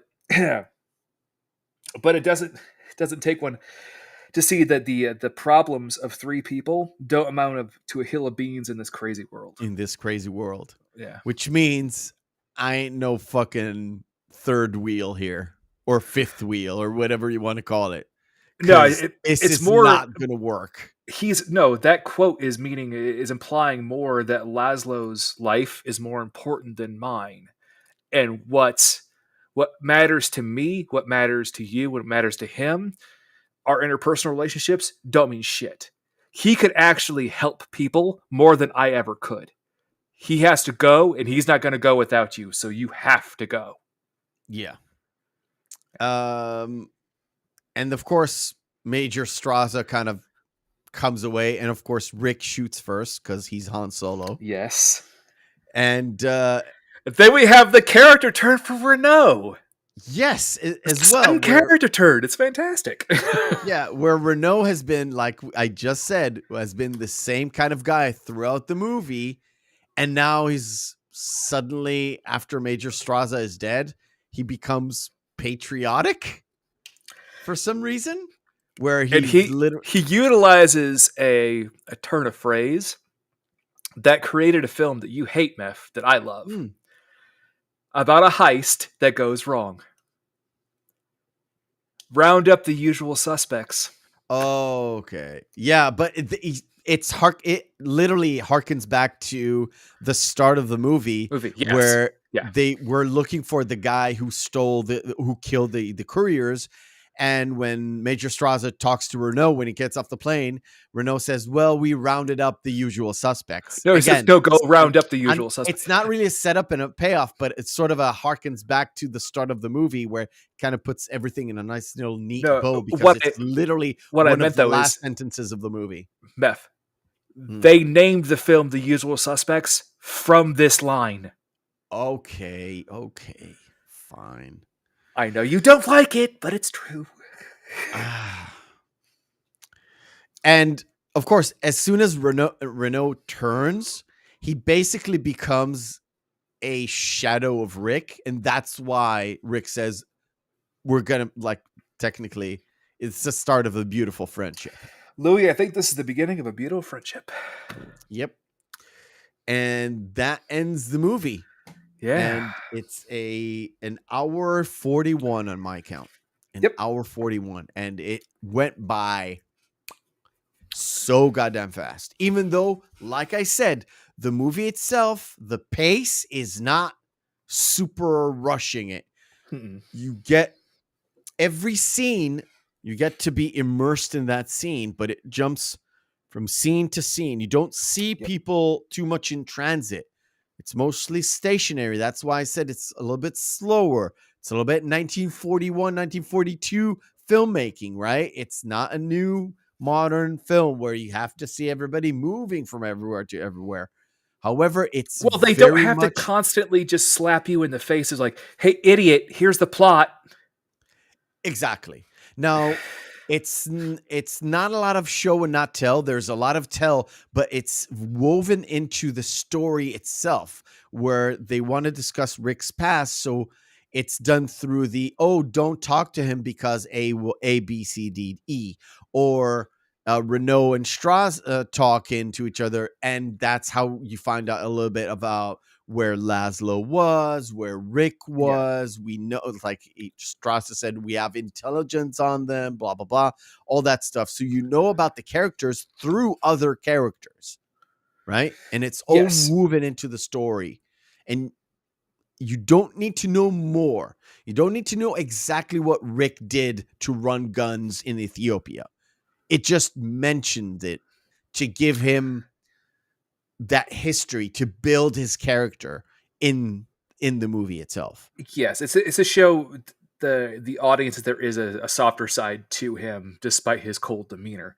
And what's interesting is that there was actually supposed to be an additional scene after this.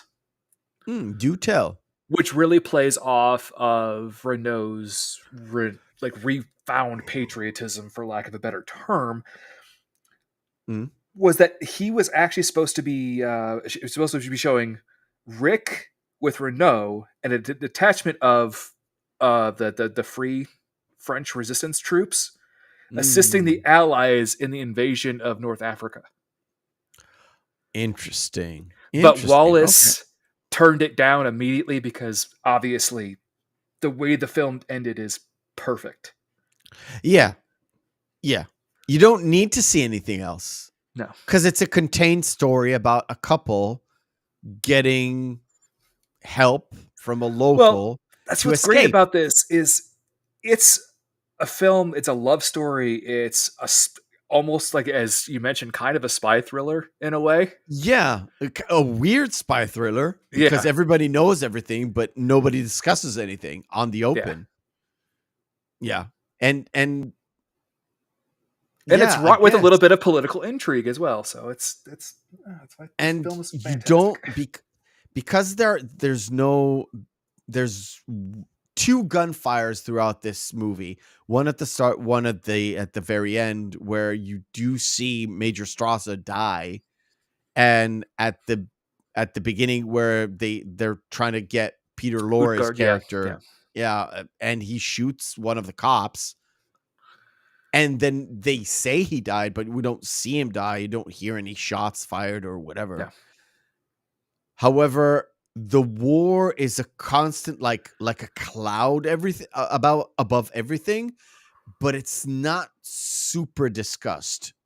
And where you do have a battle scene, it's throughout song, it's throughout art rather than guns and people fighting in the streets, right? But the most intense, the most intense scene was two groups of combatants basically singing, doing a sing-off, or which can be extremely powerful.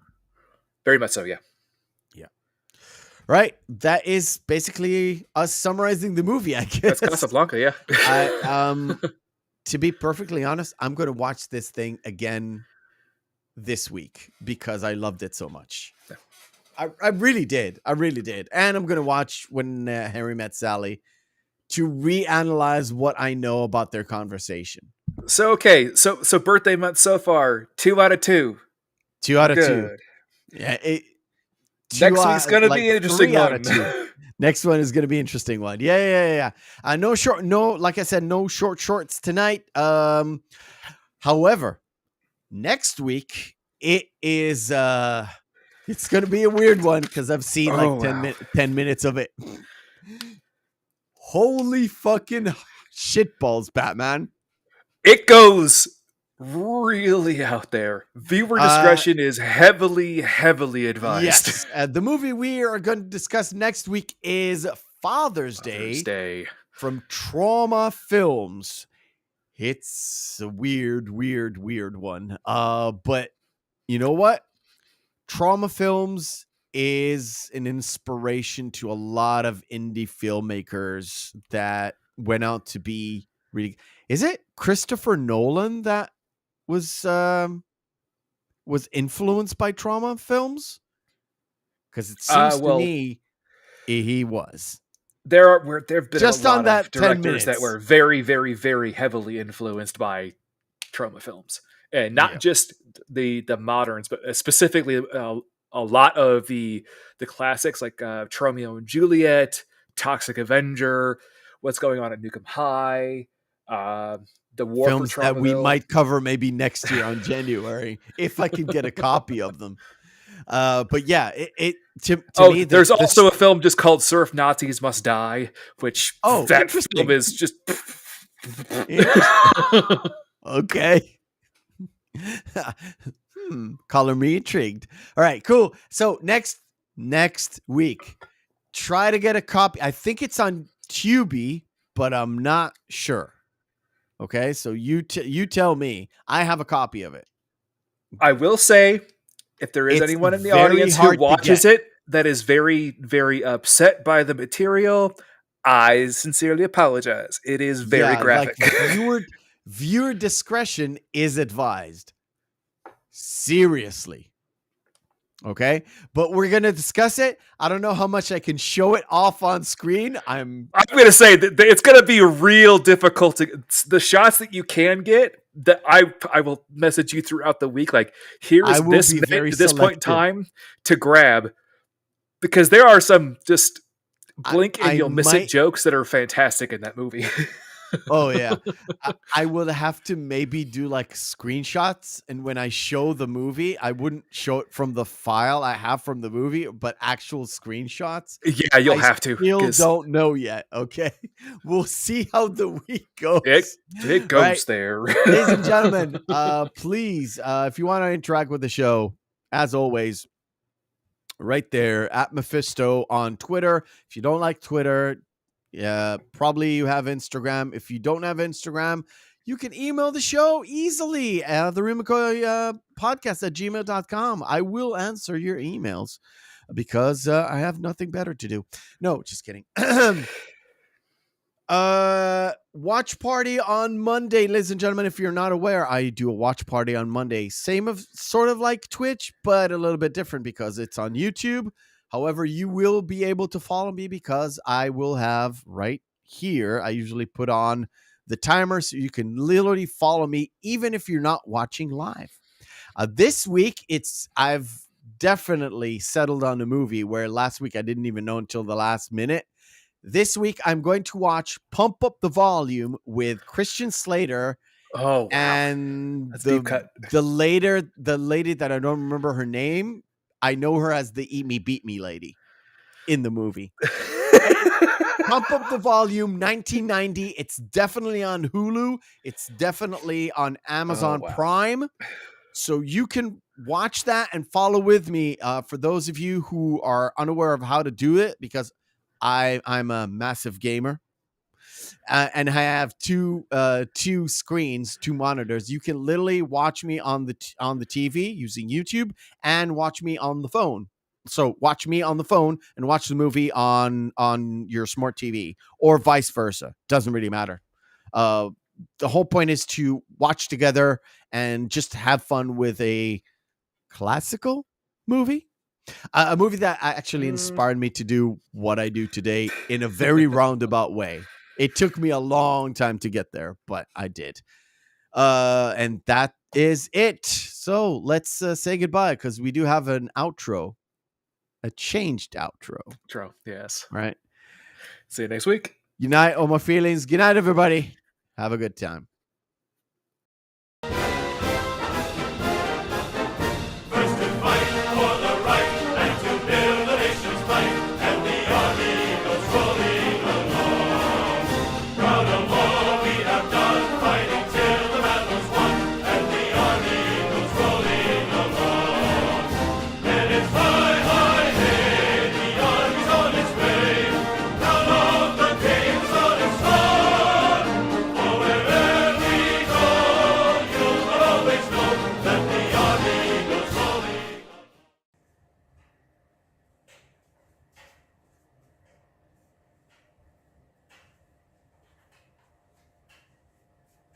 You're still here?